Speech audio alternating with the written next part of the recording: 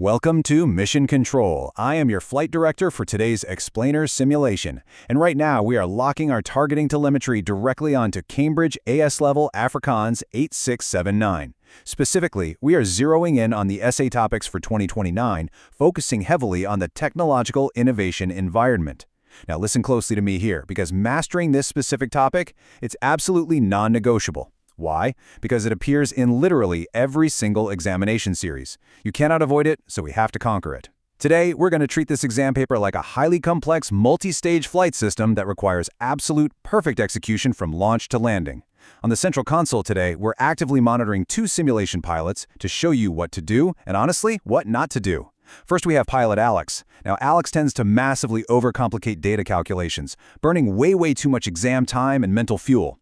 On the other side, we have pilot Sam. Sam is the opposite. Sam frequently ignores structural boundary constraints, which basically risks a complete systematic breakdown of the essay. Our main objective today is to get them, and most importantly you, fully calibrated and ready for a flawless, full-mark launch. All right, let's quickly review today's flight plan. We are going to cover our core exam principles, move into the systematic processing sequence, tackle critical comparative analysis, and finally, decode those top examiner warnings. Let's initialize the sequence. Okay, let's dive right into this. Phase 1, core exam principles and theoretical architecture. Now, you can't fly a mission if you don't actually understand the fundamental physics of your spacecraft, right? Looking at the live telemetry from our pilots right now, we constantly see students like pilot Sam writing completely blindly. They will literally fill pages and pages with text without ever realizing that the Cambridge examiners are actively hunting for very specific competence across 3 distinct cognitive domains. First up, we have knowledge and understanding. Think of this as your raw fuel. Do you actually know the facts about the technological environment? Second is analysis. Can you process that raw fuel into actual thrust? Meaning, can you explain how these technological factors actually work and interact? And third, evaluation. This is your steering mechanism. Can you actively steer the ship and critically judge the impact of these factors? If you just sit there and list random facts about technological innovation, you're only hitting domain 1. You're just burning fuel on the launch pad, and you will never clear the atmosphere. To secure those top grades, successful candidates must demonstrate sustained competence across all 3 of these domains. So, pulling a massive signal from the latest principal examiner reports, which are essentially our mission control data logs, we see this core concept popping up everywhere: integration. Precise definitions and causal relationships simply must be seamlessly integrated with other syllabus areas. We're actually seeing pilot Alex struggle with this exact issue right now in the simulation. Alex is treating the technological innovation environment in a total vacuum, as if it doesn't affect anything else. But to hit those highest mark bands, you absolutely need cross-topic connections. It's exactly like linking your ship's navigation system directly with your life support. The systems have to talk to each other to achieve those significantly higher marks. You have to show the examiner that you understand the bigger picture. Now, I know what you're thinking. This all sounds fantastic in theory, right? You've got your cognitive domains dialed in, you understand the vital need for integration, but let's pause and ask the real practical question here. How do we actually prove this on the physical paper? How do you execute these complex commands when the exam clock is ticking down relentlessly, the exam hall goes completely silent, and the pressure is suddenly on? Well, that brings us right to phase 2, the systematic processing sequence. This right here is the technical engine of your essay. So the crucial point we need to lock in is strictly following this 5-step standardized sequence. I want you to think of this as your fully automated, unbreakable pre-launch checklist. Step 1, identify key elements. This means you immediately scan the exam prompt for those critical command words. Step 2, apply relevant principles. This is where you lock in your specific syllabus knowledge regarding the technological environment. Step 3, execute analysis with clear working. You literally have to show the examiners your exact logic trail step by step. Step 4, verify results. Take a breath and ask yourself, does my argument actually, tangibly answer the specific question I was asked? Or am I drifting off course? And step 5, present in the appropriate format. Now remember pilot Sam? If Sam completely ignores step 5, the structural boundary constraints just fail and the entire essay falls apart, completely regardless of the brilliant ideas inside it. You have to follow the sequence. Now, a massive part of this technical engine involves handling your telemetry, your data. When you're looking at the technological innovation environment, your data interpretation priorities are strictly, rigidly defined by Cambridge. You absolutely must accurately extract information from the provided texts and tables. Then you have to interpret the highly complex relationships between those variables, and finally, draw solid, evidence-based conclusions. Practical application here strictly demands using the correct formats and the precise terminology. Okay, hold on. Flight director override here. We are pausing the simulation for just a second. Before we fire the secondary boosters to secure those maximum marks and totally optimize your flight path, I need you to do something absolutely critical for your exam prep. Subscribe to Ace the Exams at the handle @AceTheExams right now, and make sure you turn on all notifications so you never miss a vital briefing. All right, simulation resumed. Listen, if your crew hits a massive roadblock mid-paragraph and your evidence links suddenly start failing, you must immediately inject structural templates to stabilize the ship. I'm talking about the PEEL method: point, evidence, explanation, link. Using that template ensures those conclusions actually lock into place and land properly on the examiner's desk.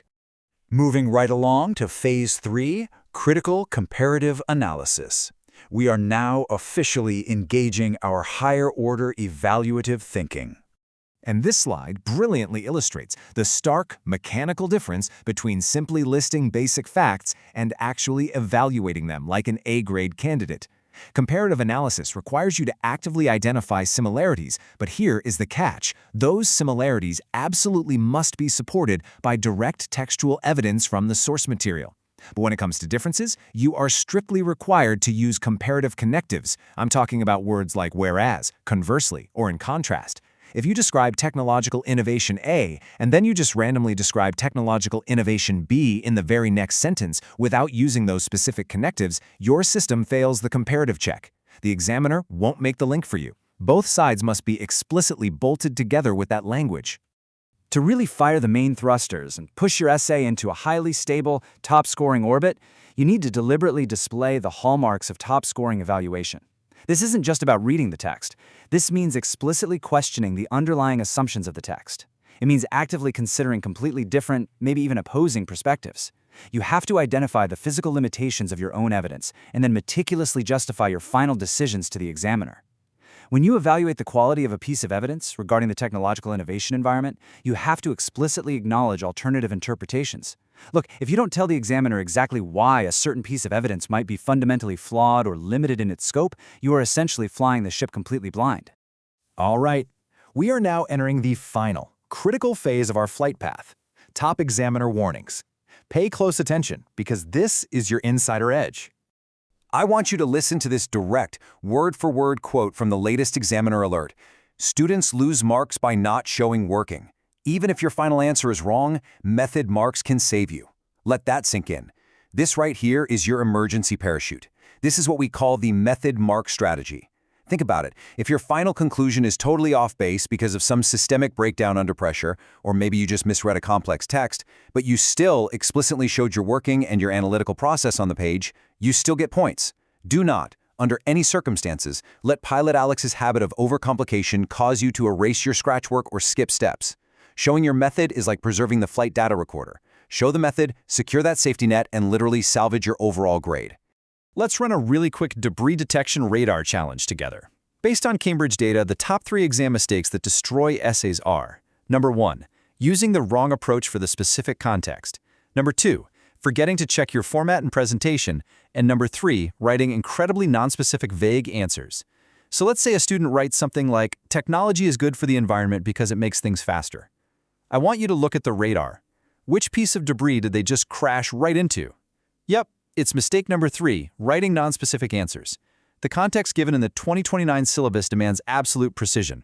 Avoid these traps at all cost. Don't be like Pilot Sam, completely ignoring the presentation boundaries and just letting your hard work turn into unstructured space debris floating around the page. So how do we avoid those massive system failures when the pressure is on? Here is a highly practical, incredibly high-value study tactic for you. Create a memory hack. I want you to build a custom acronym for the complex factors affecting the technological innovation environment, and do this long before you ever step foot inside that exam hall. Whether you are dealing with political, economic, social, or technological variables, group them and lock them down into a single, easily recallable word. Because here's the reality: when the exam timer starts, the pressure spikes, and your mental bandwidth inevitably drops. That simple acronym acts as your automated navigation system. immediately guiding your brain back on course so you don't miss any critical factors. Well, look at that. We have successfully completed our flight simulation for today.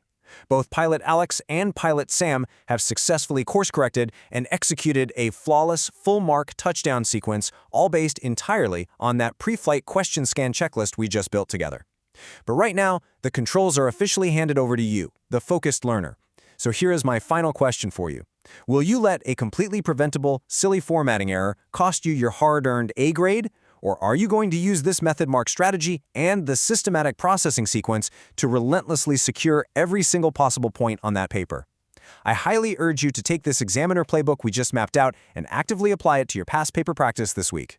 Mission accomplished, crew. Before you power down your consoles, make absolutely sure to subscribe to Ace the Exams at the handle @AceTheExams, hit that notification bell so you're ready for our next launch, and drop a comment down below sharing your specific subject and tier so we know who is flying with us.